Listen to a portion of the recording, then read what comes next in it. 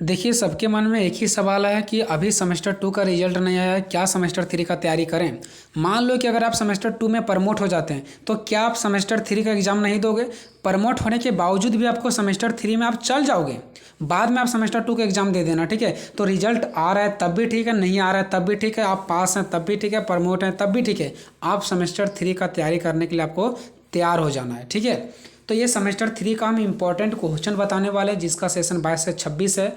हम major paper 4, major paper 5 और minor paper 1 भी पॉलिटिकल साइंस का इंपॉर्टेंट क्वेश्चन बताने वाले हैं।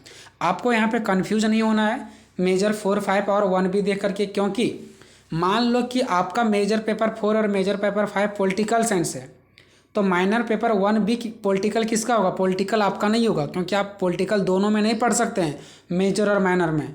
मान लो कि माइनर 1 भी आपका भाई का है, तो आप पढ़ रहे हैं मेजर पेपर पॉलिटिकल साइंस, तो आपका भाई पढ़ रहा है माइनर में पॉलिटिकल साइंस, ठीक है। तो ये जो हम वीडियो बना रहे हैं वो आपके लिए भी है, यानी जिसका मेजर 4, मेजर 5 में पॉलिटिकल साइंस है, और जो आपका भाई चुन रखा है माइनर पेपर 1 भी पॉलिटिकल साइंस, दूसरा आदमी यानी कि आपका भाई, उसके लिए भी है, ठीक है। ये एक ही स्टूडेंट का सारा पेपर नहीं हो सकता, मेजर पेपर भी और minor paper political science. Major एक स्टूडेंट का तो माइनर दूसरा स्टूडेंट का, ठीक है। तो हम इस वीडियो में मेजर 4, 5 और 1 भी बताएंगे। जो भी स्टूडेंट का मेजर पेपर 4 और 5 पॉलिटिकल साइंस है उसके लिए भी इंपॉर्टेंट है, और जो स्टूडेंट आपका माइनर पेपर में पॉलिटिकल साइंस चुन रखे हैं सेमेस्टर 3 में उसके लिए भी इंपॉर्टेंट है। आखिर क्या ऐसा कारण है कि हम मेजर पेपर और माइनर पेपर एक ही वीडियो में बना रहे हैं? ऐसा इसलिए क्योंकि मेजर पेपर और माइनर पेपर का सिलेबस सेम होता है। अब सिलेबस सेम क्यों होता है? क्योंकि जो स्टूडेंट का मेजर पेपर पॉलिटिकल साइंस है वो स्टूडेंट माइनर पेपर में पॉलिटिकल साइंस पढ़ ही नहीं पाएंगे, उसको तो दूसरा स्टूडेंट को पढ़ना पड़ेगा, इसलिए सिलेबस सेम होता है, ठीक है। ये बात को आपको ध्यान रखना है, ठीक है। सिलेबस किस तौर पर होता है तो देखो यहाँ पे मेजर पेपर 4 जो है इंडियन पॉलिटिक्स थाउट, ठीक है, Indian political thought, major paper 4 वही सेम सिलेबस माइनर वालों को भी पढ़ना है।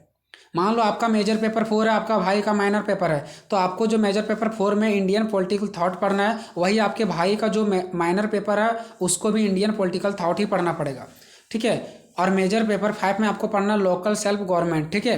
तो मेजर पेपर 4 और माइनर पेपर 1 बी का सिलेबस दोनों का सेम है, तो हम एक ही वीडियो में इसलिए बना रहे हैं ताकि हमको ज़्यादा मेहनत ना करना पड़े, और इसके बाद जब भी हम क्वेश्चन आंसर लाएंगे तो वहाँ पे 2 चीज़ लिखा रहेगा, मेजर पेपर 4 और माइनर पेपर। तो ये समझना कि मेजर पेपर और माइनर पेपर दोनों सिलेबस सेम है, आगे हम आपको दिखाने वाले भी हैं, ठीक है। देखो ये है सेमेस्टर 3 का मेजर पेपर 4 का इंडियन पॉलिटिकल थॉट का, ठीक है। इसका सिलेबस क्या है देखो, ये मेजर पेपर 4 का, ध्यान से देखना, ठीक है। हम इंपॉर्टेंट टॉपिक्स भी बताएंगे। देखो ये है आपका मेजर पेपर 4 का, देखो यहाँ पे 7 टॉपिक्स है, देख लो बढ़िया से पढ़ लो, स्क्रीनशॉट ले लो, ठीक है। सेम मेजर पेपर 4 का जो यहाँ पे आपको दिख रहा है सेम यही सिलेबस, देखो माइनर पेपर वालों के लिए भी सेम है, देखो लिखा हुआ है यहाँ पे माइनर पेपर 2, माइनर पेपर 2 मतलब माइनर पेपर बी हो गया, ठीक है। देखो ये भी सेम सिलेबस है, स्क्रीनशॉट मार के दोनों देख कर मैच कर लो, ठीक है। मेजर पेपर 4 और माइनर पेपर सेम सिलेबस है, ठीक है। देखो सिलेबस भी सेम है, और मेजर पेपर 5 वालों का ये रहा सिलेबस, ठीक है। अब हम इंपॉर्टेंट क्वेश्चन सेलेक्ट करते हैं, ठीक है। अभी हम आपको इस वीडियो में इंपॉर्टेंट टॉपिक्स को बताएंगे, फिर अगले वीडियो में इंपॉर्टेंट क्वेश्चन किस प्रकार से पूछा जाएगा वो भी बताएंगे, ठीक है। देखो भारतीय राजनीतिक चिंतन की विशेषता, ये हमारा जो पहला टॉपिक है वो इंपॉर्टेंट है। ये किसके लिए है तो ये है मेजर पेपर 4 के लिए और ये माइनर पेपर वालों के लिए, ठीक है। भारतीय राजनीतिक चिंतन की विशेषता ये इंपॉर्टेंट है। फिर प्राचीन भारतीय के साहित्य के जो स्रोत है, विचार स्रोत, ये भी इंपॉर्टेंट है, ठीक है। और इसमें आपका वैदिक साहित्य आएगा या राजनीतिक चिंतन, तो ये आपका राजनीतिक चिंतन इंपॉर्टेंट है। फिर मन्नु ये आपका इंपॉर्टेंट है। फिर रामायण आएगा कि महाभारत आएगा, तो ये भी दोनों में से कोई भी आपको एक दिया जाएगा, ठीक है। अब हम इतना जल्दबाजी में हम ये डिसाइड नहीं कर पाएंगे कि इंपॉर्टेंट कौन है, क्यों? क्योंकि हमको देखना पड़ता है प्रीवियस ईयर का पेपर, बहुत थोड़ा इधर उधर दिमाग लगाने के बाद हम लोगों को पता चल पाता है कि किस टाइप का क्वेश्चन पूछेगा। बहुत सारा बुक भी देखना पड़ता है, ऐसा नहीं कि हम कोई विद्वान है जो आपको बता देंगे कि हाँ ये आएगा, ऐसा नहीं है, ठीक है। तो रामायण या भारत में से कोई एक आएगा, ठीक है। फिर कौटिल्य का सप्तांग सिद्धांत होता है, मंडल सिद्धांत, ये दोनों में से भी कोई आपको पूछा जाएगा। बट हम बहुत सारे बुक को एक जगह इकट्ठा करके अच्छे से देख करके बताएंगे कि कौन इंपॉर्टेंट है, ठीक है।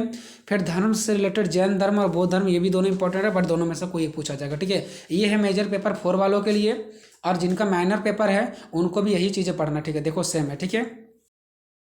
आपका अब बात करते हैं मेजर पेपर 5 में, ठीक है। मेजर पेपर 5 भी जिन स्टूडेंट का है उसको क्या पढ़ना है, ठीक है। तो उसको पढ़ना ये सब स्थानीय स्वशासन की व्यवस्था, उद्भव और विकास, फिर 73वें संविधान संशोधन, 74वां संविधान संशोधन, फिर ग्रामीण स्थानीय स्वशासन रचना और शक्तियाँ, फिर चौथा शहरी स्थानीय स्वशासन रचना और शक्तियाँ, फिर जन सहभागिता और स्थानीय स्वशासन, पंचायती राज व्यवस्था पर महिला कोटा का प्रभाव, स्थानीय स्वायत्तता, संभावनाएं और महत्व। ये आपका टॉपिक्स है, ठीक है। तो बस मुझे ये बताना था कि आपका सिलेबस का बहुत ही जल्द अगर आप लोगों का रिस्पॉन्स बहुत अच्छा रहा तो बहुत ही जल्द इसका इंपॉर्टेंट क्वेश्चन दूंगा और आंसर कराना मैं शुरू कर दूंगा, ठीक है। क्योंकि ये सब क्वेश्चन आपको यूट्यूब पर बहुत ही कम ही देखने को मिलेगा, क्योंकि ये थोड़ा डिफिकल्ट टॉपिक्स हैं, ठीक है। तो कोई दिक्कत नहीं है, तो मिलेंगे नेक्स्ट वीडियो में, तब तक जय हिंद जय भारत।